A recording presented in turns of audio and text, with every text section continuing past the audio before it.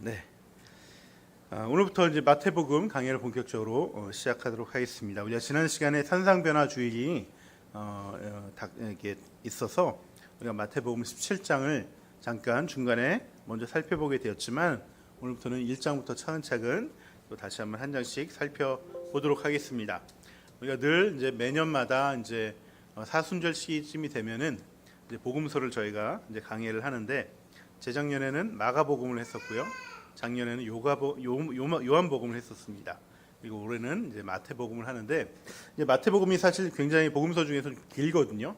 28장까지 있어서 아마 올해는 다 못할 것 같고 또 제가 이제 못하면은 3, 4년 후에 다시 나머지 부분을 살펴볼 계획입니다. 내년에는 아마 누가복음을 하게 될 것 같습니다. 그래서 오늘은 첫 시간이니까 조금 딱딱할 수 있지만 그래도 전체적인 주제와 대략적인 의미에 대해서 좀 얘기를 해보는 게 좋겠다는 생각을 해봅니다. 우리가 보통 일반적으로 마음을 잡고서 새해가 되면 성경을 읽겠다고 이렇게 결심하지 않습니까? 그러면 꼭 어디서 막히죠? 출애굽기에서 막힙니다. 성막을 만드는 그 장면에서 성막의 설계도가 나오고 이 성막을 맡을 그 장인들 이름이 쭉 나오면 거기서부터 이제 읽기가 싫어지죠. 처음 보는 이런 이름도 낯선 이런 이름들을 계속 읽는 것이 쉽지가 않고 나는 성경하고 역시 친하지 않은가 봐 이렇게 생각하고 포기할 때가 많습니다. 그래서 올해는 그냥 좀 겸손하게 전체 통독은 말고 신약만 통독을 하자 이렇게 해서 이제 마태복음을 시작하면 또 마태복음도 시작에 이렇게 족보로 쭉 나오는 그래서 굉장히 마음이 심란해지는 이런 경우들을 우리가 많이 겪게 됩니다. 정말 뜻모를 이름들이 이렇게 쭉 나오면서 계속 낳고 나왔다는데 도대체 나와서 뭘 어쩌라는 건지 이해가 잘 가지 않을 때가 많습니다. 오늘 본문도 아브라함이 이삭을 낳고 이삭이 야곱을 낳고 또 야곱이 유다와 12형제들을 낳았다. 여기까지는 우리가 많이 듣던 이름이 나오니까 익숙하죠. 근데 좀만 지나면은 이제 다말이라는 사람이 등장하죠. 뭐 성경을 좀 아시는 분들은 이제 다말이 유다의 며느리이자 또 어떻게 보면은 이제 지금으로서는 생각하기 힘든 거지만은 또 유다의 자손을 이어줬던 그런 사람이었기 때문에 아시는 분은 아시지만은 그 다말에게서 또 베레스와 세라가 나왔다는 부분 나오면은 이제 이 이름들이 굉장히 또 나하고 무슨 상관이 있는가 이런 생각들이 또 들게 됩니다. 사실 우리가 증조 할아버지 이름 잘 모르거든요.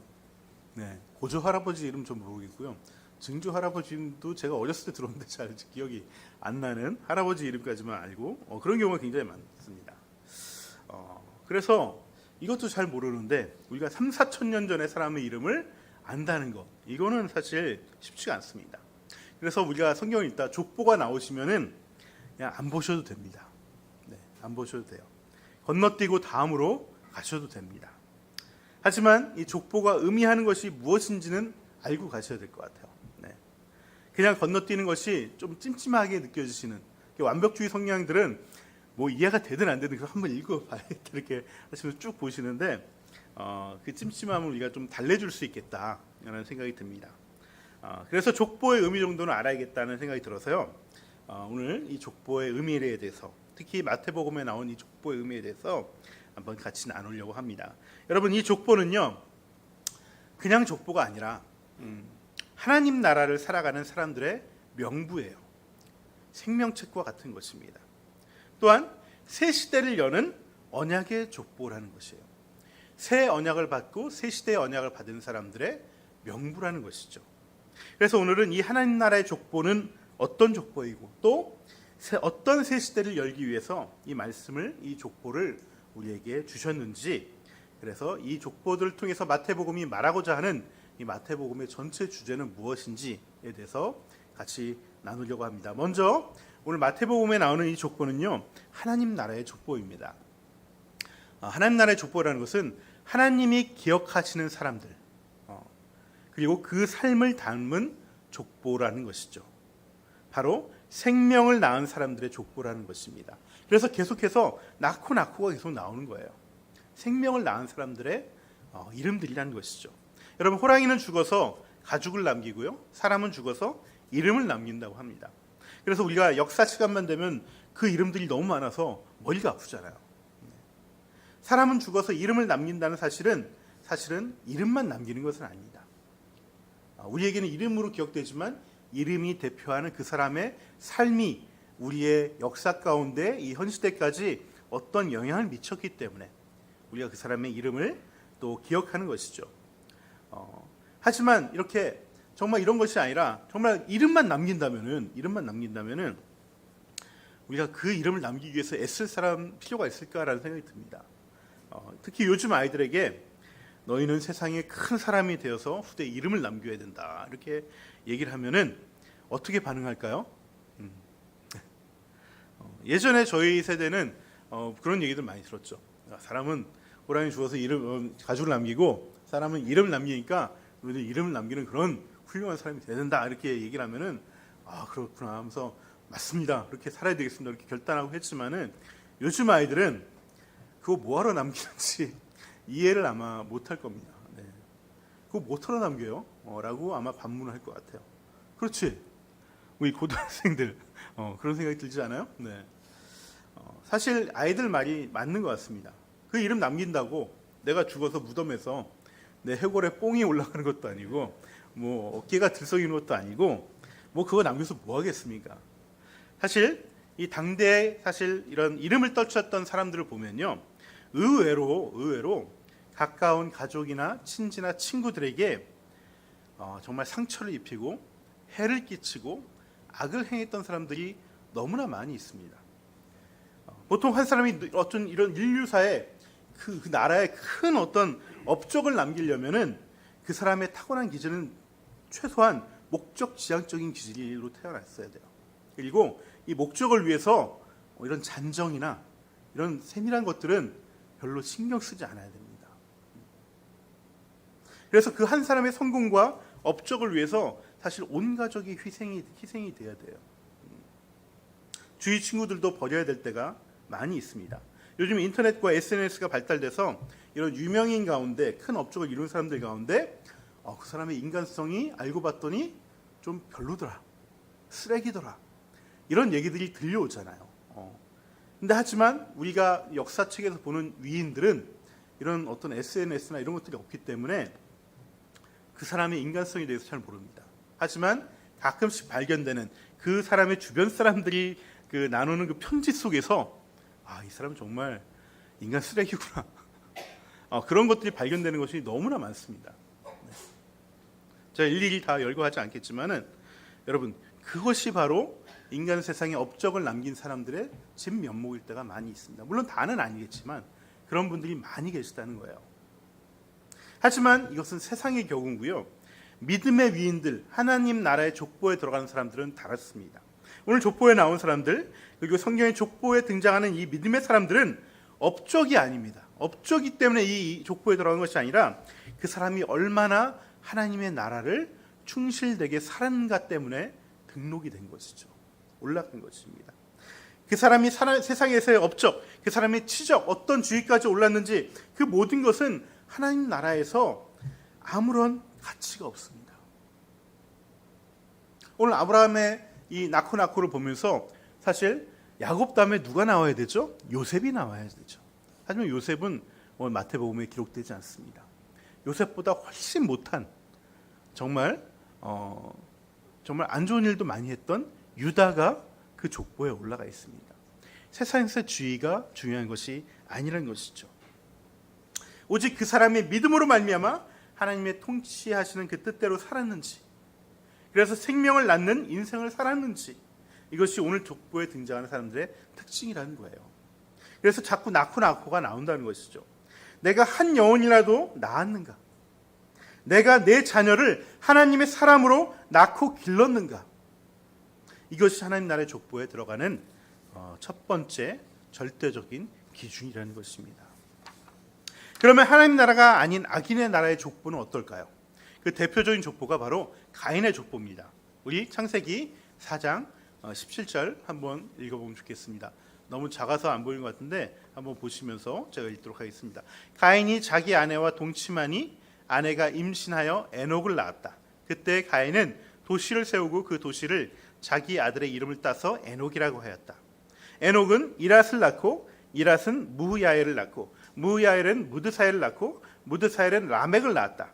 라멕은 두 아내와 함께 살았다. 한 아내의 이름은 아다이고 또 한 아내의 이름은 실라이다. 아다는 야발을 낳았는데 그는 장막을 치고 살면서 집짐승을 치는 사람의 조상이 되었다. 그의 아우의 이름은 유발인데 유발은 수금을 타고 퉁소를 부는 모든 사람의 조상이 되었다. 또한 실라는 두발가인이라는 아이를 낳았다. 그는 굴이나 쇠를 가지고 온갖 기구를 만드는 사람이다. 두발가인에게는 나하마라고 하는 누이가 있었다. 여러분, 가인의 족보를 보시면요, 정말 아주 유명한 사람들이 많이 나옵니다. 우리는 지금 모르지만은 당대에는 너무나 유명한 사람들이었어요. 너무나 위대한 사람들이었습니다. 가인부터 시작해서 이 사람은요, 세계 최초로 도시를 지은 사람입니다. 그러니까 이 도시라는 것은 성을 지었던 사람이죠. 그러니까 성 건축업자였어요. 건축을 할 수 있는 사람입니다. 그래서 성을 쌓아서 자기를 지키고 자기 세계를 만든 사람의 그 효시, 조상이었던 것이죠. 19절에 라멕이라는 사람이 나오는데요. 이 라멕이라는 사람은 인류 최초로 아내를 둘 이상 둔 사람입니다. 네. 아내를 둘 이상. 이게 뭘 의미하는 것입니까? 이제 남성 위주의 사회가 되면서 힘있고 권력 있는 남성은 아내를 둘, 셋, 넷 둘 수 있다는 이러한 어떤 문화적인 풍조를 최초로 만든 사람이에요. 그러니까 그 영향이 얼마나 컸겠어요. 20절에 야발이라는 사람은요, 장막을 만든 사람입니다. 그리고 이게 목축을 했다는 거예요. 목축. 그러니까 인류 최초로 전문적으로 목축을 했던 이 목축이라는 산업이 시작된 그 조상이 바로 이 야발이라는 사람입니다. 엄청난 사람이죠. 지금이야 뭐 이렇게 가축 많이 키우긴 하고 우리 아프리카의 데이스 목사님도 돼지를 키우고 그러는데 이걸 처음 시작한 사람이에요. 그러니까 얼마나 그 시대에 혁혁한 업적을 남긴 사람이겠어요. 유발은 또 어떻습니까? 수금과 퉁소를 부는 사람이 조상이 되어서 이 얘기는 뭐냐? 한마디로 최초로 악기를 만든 사람이에요. 악기를 연주하는 음악인이었다는 거예요. 음악이라는 것이 그 전에 악기 연주라는 것이 없었는데 이 사람의 등장으로 인해서 이 땅에 악기가 등장한 거예요. 엄청난 사건이죠. 엄청난 사건이죠. 이 유발이 있었길래 우리 오늘날 많은 사람들이 악기를 연주하고요. 또 우리 민경이가 피아노를 연주하는 거예요. 22절에 두발가인은요, 청동기와 철기를 다뤄서 도구를 만든 조상이 되었습니다. 우리가 인간을 도구의 인간이라고 얘기하죠. 그걸 최초로 한 사람입니다. 한마디로 당대뿐만 아니라 인류의 역사를 바꾼 사람들이에요. 인류 역사를 바꾼 사람들. 이 가인의 집안들의 이 위인들이 없었다면은 한동안 인류는 도구도 없이 또 음악과 이런 유목도 못하고 문화와 산업이 태동조차 못하는 암흑기를 더 오랫동안 거쳤어야 될지도 모릅니다. 여러분, 만약에 스티브 잡스가 성경에 기록되었다. 그럼 뭐라고 그럴까요? 네. 스티브 잡스는 스마트폰의 조상이었다. 이렇게 기억되겠죠. 여러분, 스티브 잡스가 만든 이 아이폰이 없었다면은 지금 우리의 삶은 완전히 달라져 있을 겁니다. 아이폰이 만들어져서 우리의 삶이 완전히 바뀌었잖아요. 네. 온 인류가 바뀌었어요. 몇십억에 이르는 인류가 다 바뀌어버렸습니다. 그만큼 인류 역사상 엄청난 업적을 남긴 사람이라는 것이죠. 그래서 세상에 많은 사람들이 이 스티브 잡스를 존경하고 추종합니다. 하지만 이 스티브 잡스는 하나님 나라의 족보에 들어가지 못합니다. 스티브 잡스는 생산성과 이 아웃풋을 위해서라면 직원들을 엄청 쪼개서 유명한 사람입니다. 네. 그래서 이 스티브 잡스를 회사에서 안 만나기 위해서 엘리베이터도 안 타고 계단으로 다니는 직원들이 많을 정도로 그만큼 이 스티브 잡스 때문에 트라우마 생기고 이 정신과에 치료받는 사람도 생길 정도로 그만큼 직원들을 닥달하고 자기가 원하는 것이 나올 때까지 이렇게 곤혹스럽게 만들어서 이 제품을 만든 거예요. 그 사람의 업적은 스티브 잡스의 업적은 너무나 훌륭하고 뛰어났지만 그 사람은 다른 누군가의 생명을 위해서 산 사람은 아니라는 것이죠. 여러분, 이 말은 우리가 창조적이고 어떤 생산적인 업적을 남기는 것이 나쁘다는 것이 아닙니다.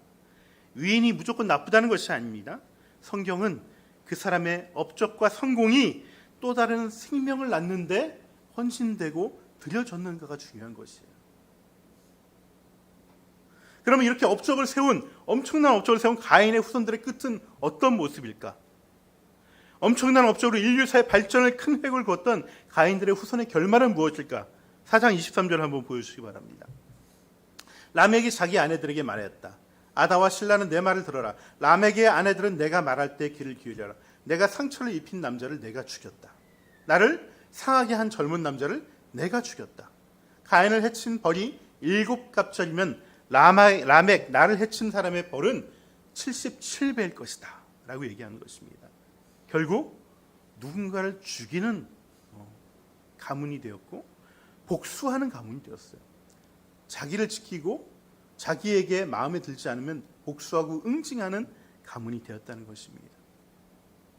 반면에 아담의 족보는 어떨까? 이거에 뒤에 이어서 바로 아담의 족보가 나오거든요. 4장 26절 보여주시기 바랍니다. 셋도 아들을 낳고 셋은 아담의 아들입니다. 아이의 이름을 에노스라 하였다. 그때 비로소 사람들이 주님의 이름을 불러 예배하기 시작하였다. 아담의 족보는요, 예배하는 삶이었습니다. 5장 1절 아담의 역사는 이러하다. 하나님이 사람을 창조하실 때 하나님의 형상대로 사람을 만드셨다. 하나님은 그들을 남자와 여자로 창조하셨다. 그들을 창조하시던 날에 하나님은 그들에게 복을 주시고 그들의 이름을 사람이라고 하셨다. 여러분, 아담의 족보를 보시면은 사실 그다음 업적이 없습니다.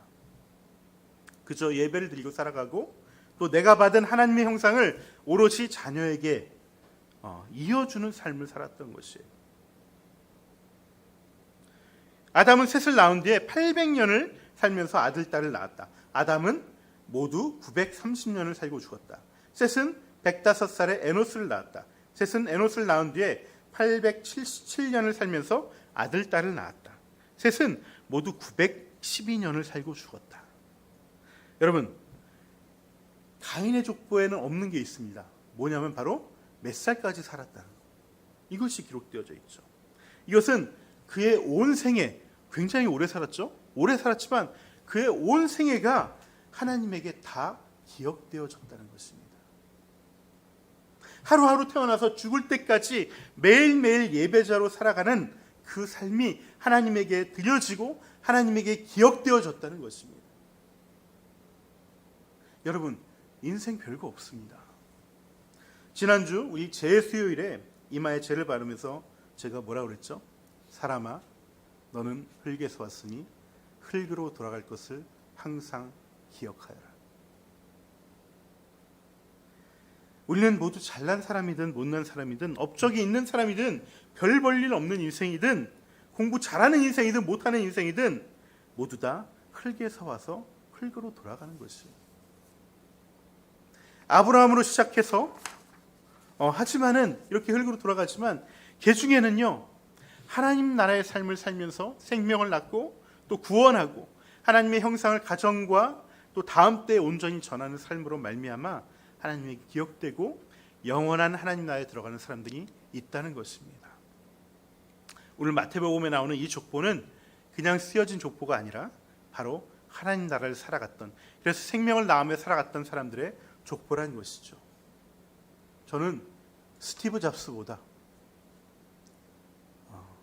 하나님도 보시기에 아이를 낳고 키우고 신앙을 전수해야 하는 여러분들이 더 가치 있는 인생이라고 생각합니다. 이것이 성경이 증언하는 것입니다. 이 족보의 의미를 기억하시고 여러분도 이 족보에 기록된 사람들처럼 앞으로 더 복된 인생, 하나님께 기억되는 인생을 살아가길 주님의 이름으로 축원드립니다. 또한 오늘 본문은요, 이 나오는 족보는 새로운 시대가 열렸음을 알리는 신호이기도 합니다. 우리가 계속해서 보면 구약 시대 때부터 이 족보가 성경에 계속해서 등장하는데, 아까 좀 전에 살펴본 것처럼 창세기 4장에는 최초의 살인자 가족인 가인의 족보가 나오고요, 바로 뒤를 이어서 아담의 족보가 나옵니다. 이 아담의 족보 맨 마지막에 누가 나오냐면 노아가 나오거든요. 이 노아가 나오면은 이 노아가 나오고 나서 이제 6장, 7장, 8장, 9장이 통틀어서 노아와 방주 사건의 이야기가 기록되어져 있습니다. 그리고 노아가 950세까지 살고 죽었다는 이야기로 9장은 끝을 맞습니다. 그리고 10장에는 말씀을 끝냈고 10장에는 뭐가 나오냐면 바로 노아의 족보가 나옵니다. 노아의 자손들의 이름이 쭉 나오게 되는 것이죠. 이렇게 족보가 성경에서 등장하는 것은 뭘 얘기하냐면 한 시대가 끝나고 새로운 시대가 열렸다는 것을 얘기해 주는 거예요. 아담의 족보가 나왔다는 것은 이제 천지창조의 그 시대, 최초의 사람을 만드셨던 그 시대가 끝나고 노아라는 새로운 시대, 이 홍수 심판의 새로운 시대가 열렸다는 것을 말해주는 것입니다. 노아의 족보가 나온다는 것은 하나님이 노아를 통해서 이 새로운 시대를 열었지만은 이제 아브라함이라는 한 사람을 불러서 한 민족을 만드시고 새로운 구원의 역사를 쓰시겠다는 그 새로운 시대가 열렸다는 것을 보여주는 것이죠. 이처럼 성경의 족보는요, 한 시대가 저물어가고 새로운 시대가 열렸다는 것을 보여주는 것입니다. 오늘 마태복음에 나타난 족보는요, 아브라함부터 시작해서 그 끝이 예수님으로 끝납니다. 그렇다면 이 마태복음에 나오는 이 족보의 의미는 무엇이겠습니까? 바로 하나님이 예수 그리스도를 통해서 새로운 역사를 쓰시겠다는 신호를 책 가운데 기록한 것입니다. 아브라함으로 시작해서 한 민족을 불러내서 말씀과 율법으로 사람들을 구원하시겠다는 계획이 이제 마무리되고 이제 예수 그리스도를 통해서 하나님이 직접 우리 가운데 오셔서 성령을 통해서 말씀과 율법을 각자의 마음판에 새기고 하나님 나라가 우리 가운데 임하는 그런 새로운 구원의 시대가 열려졌다는 거예요. 여러분, 이 예수님의 족보 이후에 어떤 족보가 있습니까? 더 이상의 시대는 없습니다. 이걸로 시대가 완결이 된 거예요. 그 다음 시대를 찾으면은 그것은 엄한 데서 다른 것을 찾는 것밖에 되지가 않는 것이죠. 그런데 이 새로운 시대를 알리는 이 족보에는요, 오래전부터 계획하신 하나님의 언약이 담겨져 있습니다. 그래서 마태는 이 족보에 아브라함과 다윗까지 넣은 거예요. 오늘 본문 17절 한번 다시 한번 볼까요? 그러므로 모든 대수는 아브라함으로부터 다윗까지 14대요. 다윗으로부터 바빌론에 끌려갈 때까지 14대. 그리고 바빌론에서 예수 그리스도 때까지 14대. 이렇게 얘기합니다. 이렇게 세 덩어리로 나눠서 얘기하는데 보통 족보는 새로운 시대가 열렸다 그러면은 그 바로 전 시대의 족보만 얘기를 합니다. 만약에 예수님의 시대가 열렸다면 어디만 기록하겠어요? 바벨론 이후에 돌아와서 바벨론 이후에 예수까지의 그 14대만 기록을 하게 되죠. 그런데 마태는 이 앞에 있는 아브라함 때부터 다윗 때까지 모든 것을 다 집어넣어서 이렇게 설명을 하고 있다는 것이죠. 여기에는 이유가 있는 것입니다. 그것은 바로 이 족보가 언약으로 인해 태동된 족보라는 것을 보여주기 위한 거예요. 오늘 말씀이 잘 따라오셔야 됩니다. 네, 헷갈릴 수 있습니다. 네, 언약으로 인해서 태동된 족보라는 것입니다. 그 언약은 아브라함과 다윗을 통해서 맺었던 언약으로 인해서 태동된 족보라는 것을 보여주기 위한 것입니다. 우리 창세기 16절 한번 같이 읽어보겠습니다. 내가 너의 자손을 땅의 먼지처럼 셀 수 없이 많아지게 하겠다.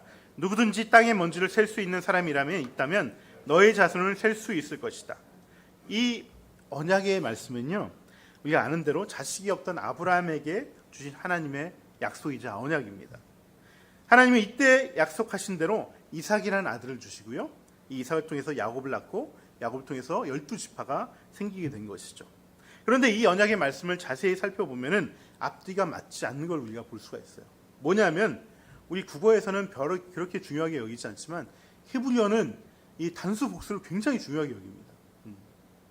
그래서 우리 영어에 잘 익숙하지 않으신 분들은 이 복수를 써야 될 때 꼭 단수를 쓰잖아요. 우리가 단수로만 외웠으니까 그런 어떤 실수를 하게 되는데 히브리어도 이렇게 영어처럼 단수 복수를 확실하게 씁니다.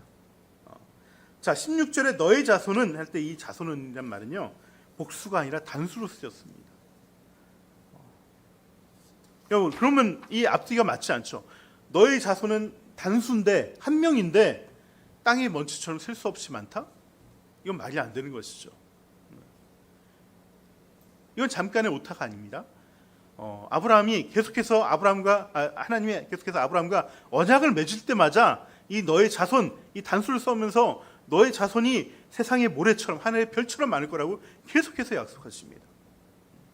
이 말은 여기서 자손의 의미가 이삭이나 야곱 같은 내 핏줄, 내 혈통에 의한 자손뿐만 아니라 궁극적으로 이 한 명의 자손은 바로 예수 그리스도를 나타내 주는 거예요. 예수 그리스도가 너의 혈통을 통해서 나타날 거야 라는 것을 언약해 주는 것입니다.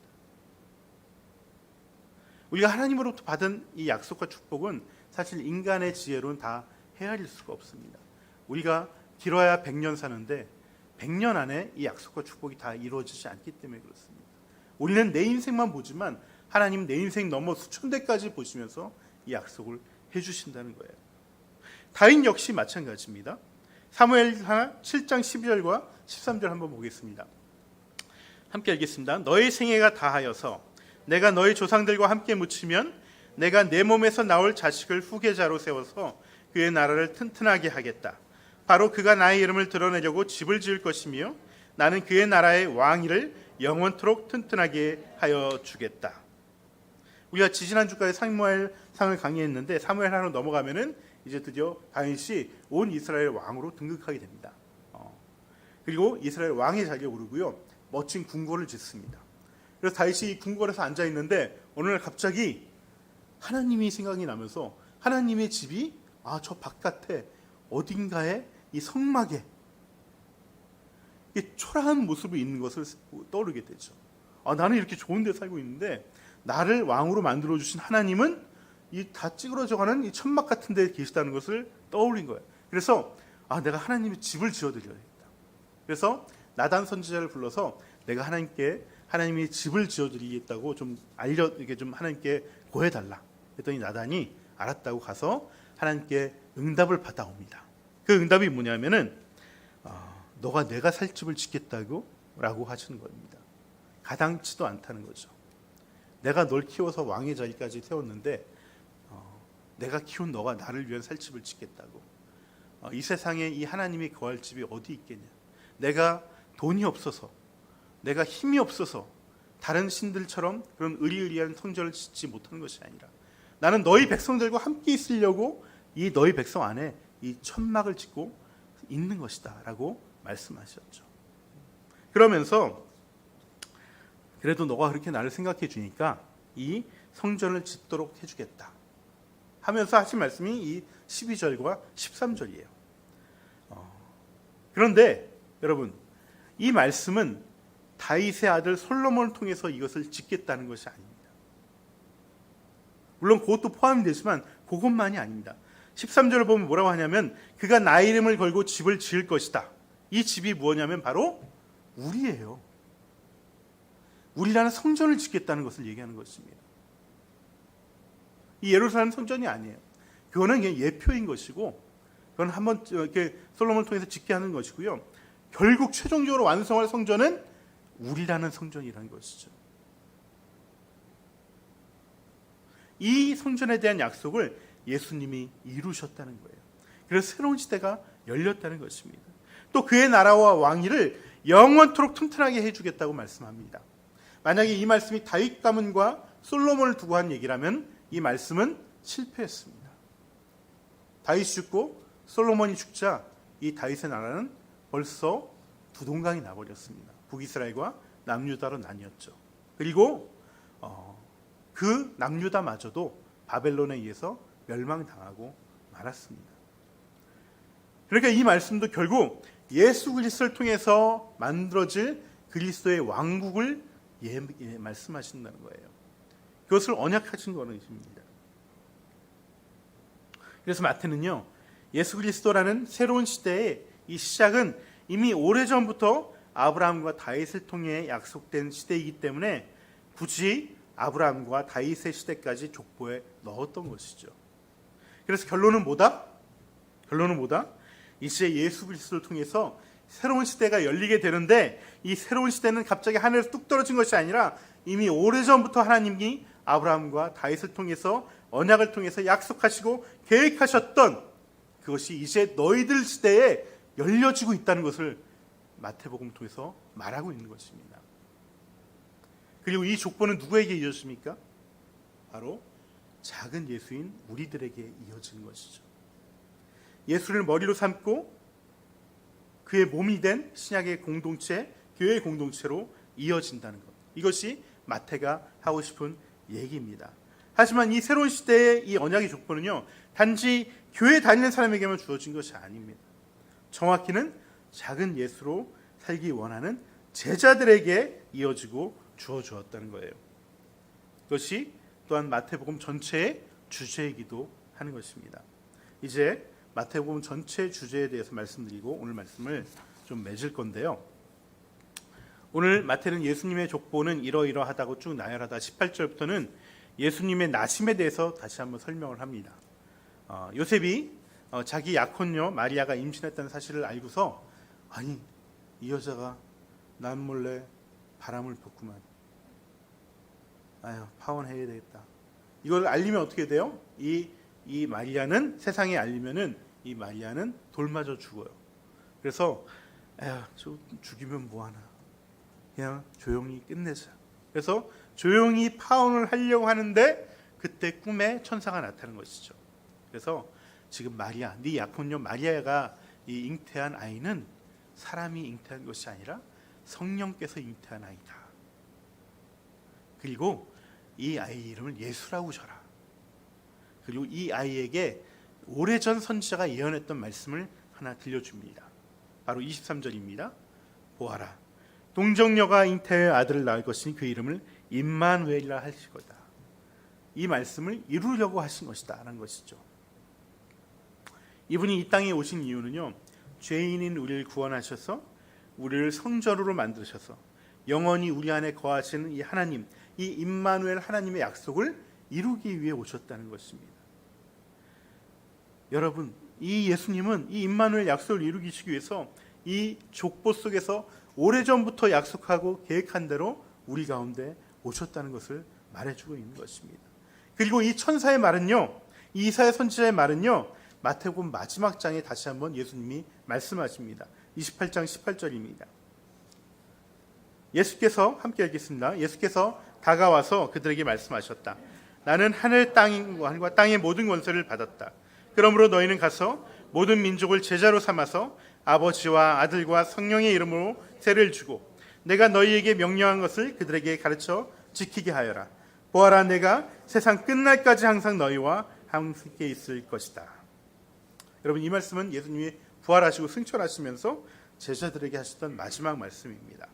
18절에 하늘과 땅의 모든 권세를 받았다는 것은 이제 하늘로 올라가서 하나님 보좌 우편에 앉아서 이 세상을 다스리시는 왕의 자리에 오르셨다는 것을 말하는 것입니다.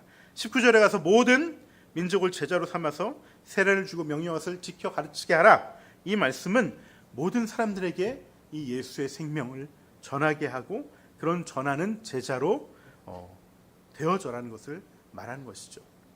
하나님 나라의 족보, 그 생명을 낳고 나왔던 이 족보와 새로운 시대를 열어갈 이 언약의 족보, 바로 그리스도의 왕권을 몸속에 받은 제자들의 족보 가운데 이 왕이신 예수 그리스도께서 영원히 함께 하신다는 것입니다.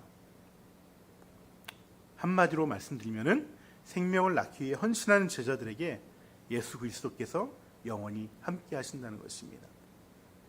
이것이 마태복음의 전체적인 주제입니다. 여러분, 우리가 단지 죄에서 구원받기 위해 주님이 우리를 부르신 거 아닙니다. 생명을 낳는 제자가 되어야 하는 것이 예수님이 우리를 부르신 이유입니다. 그리고 그것이 이 마태복음은 처음에 나온 이 족보의 연장선상에 있는 우리의 생명의 리스트인 것이죠. 앞으로 우리 마태복음 강의를 계속할 때 우리가 주목해야 될 점은 바로 이 왕으로 오신 예수 그리스도의 왕권과 그 왕권을 통해서 생명을 살리는 사역에 제자들이 어떻게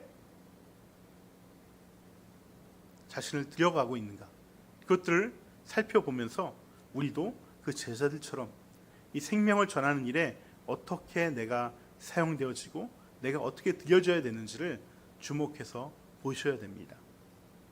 우리는 예수님을 따라서 왕같은 제사장으로 생명을 살리고 낳는 일에 부름을 받았기 때문에 그렇습니다. 우리 마태복음의 한 가지 포인트, 내가 생명을 낳는 제자로 되어가는 모습을 제자들을 통해서 우리가 보고 예수님은 어떻게 그 제자들을 가르쳤는지, 내가 그 가르침을 받기 위해 무엇을 해야 되는지 계속해서 우리가 집중하고 거기에 나를 드리는 이 책 읽기가 되면, 말씀 시간이 되면 좋겠습니다. 우리 이 시간